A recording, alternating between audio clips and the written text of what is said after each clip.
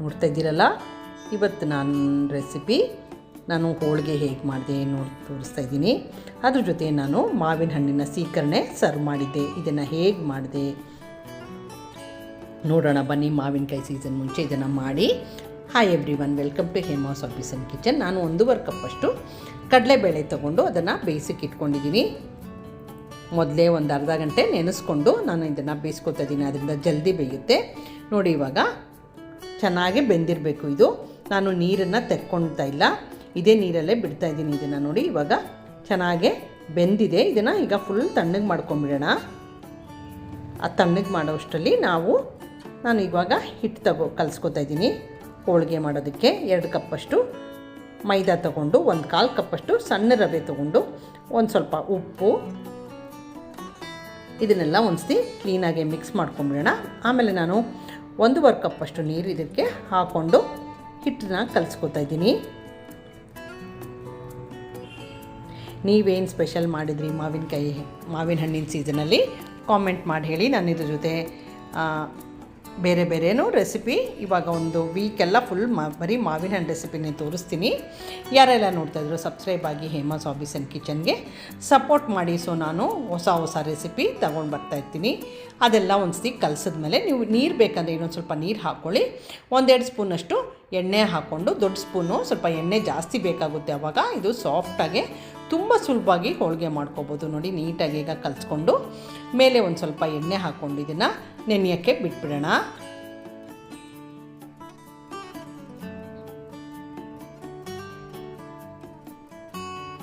ಮತ್ತು ನೀಟಾಗಿ ಮಿಕ್ಸ್ ಮಾಡಿಕೊಂಡು ಇದನ್ನು ಮುಚ್ಚಿಬಿಟ್ಟು ನೆನೆಯಕ್ಕೆ ಬಿಡೋಣ. ಅಷ್ಟರಲ್ಲಿ ಇದು ನೆನೆಯೋಷ್ಟರಲ್ಲಿ ನಾವು ಇವಾಗ ಅದು ಕಡಲೆಬೇಳೆನೂ ತಣ್ಣಗಾಗಿರುತ್ತೆ, ಅದನ್ನು ಹೂರ್ಣ ಮಾಡ್ಕೊಳ್ಳೋಕ್ಕೆ ರೆಡಿ ಮಾಡ್ಕೊಳ್ಳೋಣ. ಅದ್ರ ಮುಂಚೆ ನಾನು 3 ಮಾವಿನ ಹಣ್ಣು ತಗೊಂಡು, ಒಳ್ಳೆ ಚೆನ್ನಾಗಿರಬೇಕು ಮಾವಿನ ಹಣ್ಣು,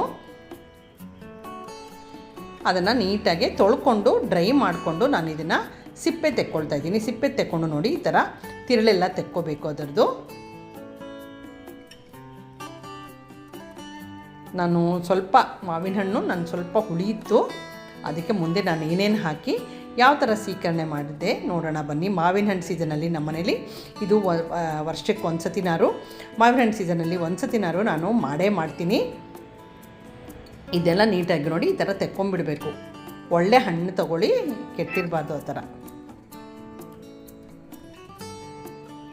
ಇವಾಗ ನೋಡಿ ಈ ಥರ ಓಟೆನ ಬಿಸಾಕ್ಬಿಟ್ಟು ಎಲ್ಲ ಹಣ್ಣು ಆ ಥರನೇ ಕಟ್ ಮಾಡಿ ಇಟ್ಕೊಂಡಿದ್ದೀನಿ.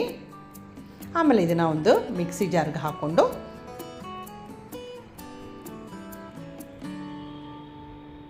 ನೀವೇನು ಮಾಡಿದ್ರಿ ಮಾವಿನ ಹಣ್ಣು ಸೀಸನಲ್ಲಿ ಕಾಮೆಂಟ್ ಮಾಡಿ ಹೇಳಿ.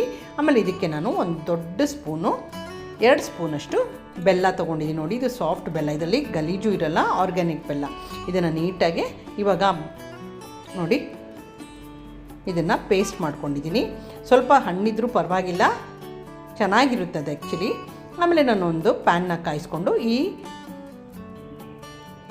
ಮಾವಿನ ಹಣ್ಣನ್ನು ಜ್ಯೂಸನ್ನ ಹಾಕ್ಕೊಳ್ತಾ ಇದ್ದೀನಿ. ಸ್ವಲ್ಪ ನಾನು ಟೇಸ್ಟ್ ಮಾಡಿ ನೋಡಿದೆ, ಸ್ವಲ್ಪ ಸಕ್ಕರೆ ಕಡಿಮೆ ಅನ್ನಿಸ್ತು.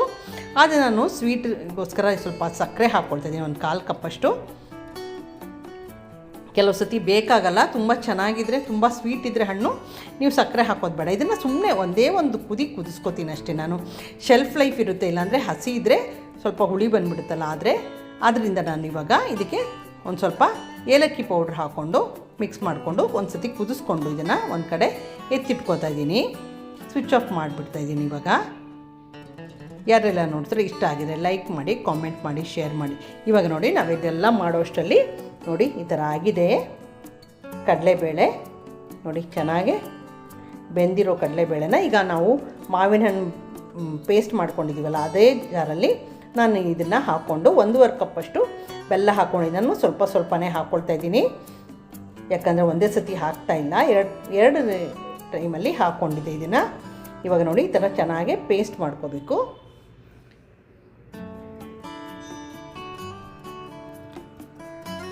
ಈಗ ಎಲ್ಲ ಪೇಸ್ಟ್ ಮಾಡ್ಕೊಂಡ್ಮೇಲೆ 2 ಸತಿ ಮಾಡಿದೆ ಅಂತ ಹೇಳಿದ್ನಲ್ಲ, ನಾನು ತೋರಿಸಿಲ್ಲ ಅಂದರೆ ವಿಡಿಯೋ ತುಂಬ ಲೆಂತಿ ಆಗುತ್ತೆ.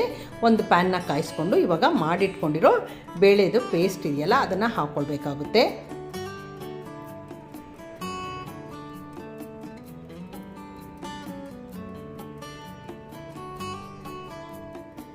ಇದನ್ನು ಒಂದು ಸ್ವಲ್ಪ ನಾನು ಬಿಸಿ ಮಾಡಿಕೊಂಡು, ಸ್ವಲ್ಪ ತೆಳು ಇದೆ ಇದು, ಅದಕ್ಕೆ ಯಾಕಂದರೆ ನಾನು ನೀರು ತೆಕ್ಕೊಂಡಿಲ್ವಾ ಅಲ್ವಾ, ಅದರಿಂದ ಅದಕ್ಕೆ ನಾನು ಒಂದು ಸ್ವಲ್ಪ ಏಲಕ್ಕಿ ಪುಡಿ ಹಾಕ್ಕೊಂಡು ನಾವು ಮಾಡ್ಕೊಂಡಿದ್ವಲ್ಲ ಮಾವಿನ ಹಣ್ಣಿನ ಪ್ಯೂರಿ, ಅದನ್ನು ಒಂದು 4 ಚಮಚದಷ್ಟು ಹಾಕ್ಕೊಳ್ತಾ ಇದ್ದೀನಿ.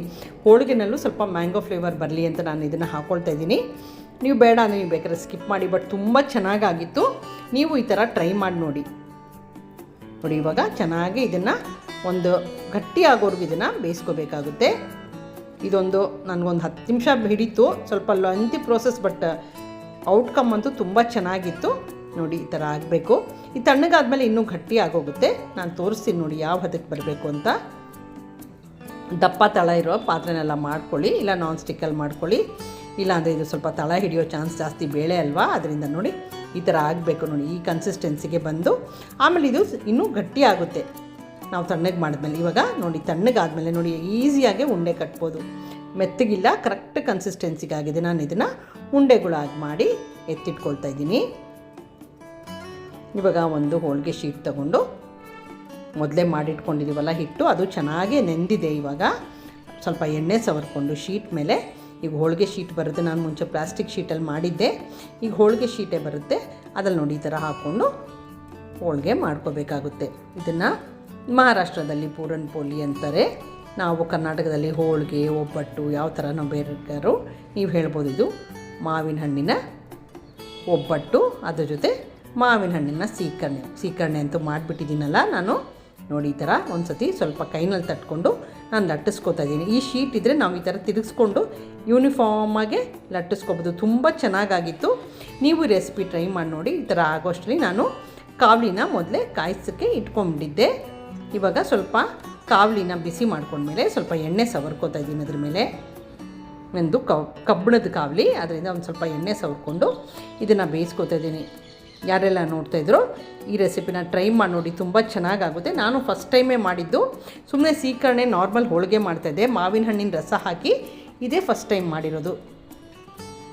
ನೋಡ್ತಾ ಇದ್ದೀರಲ್ಲ, ತುಂಬ ಚೆನ್ನಾಗಾಗಿತ್ತು. ಕೊನೆಗೆ ನಾನು ಸ್ವಲ್ಪ ತುಪ್ಪ ಸವರ್ಕೊಂಡು ಇದನ್ನು ಎತ್ತಿಟ್ಕೋತಾ ಇದ್ದೀನಿ.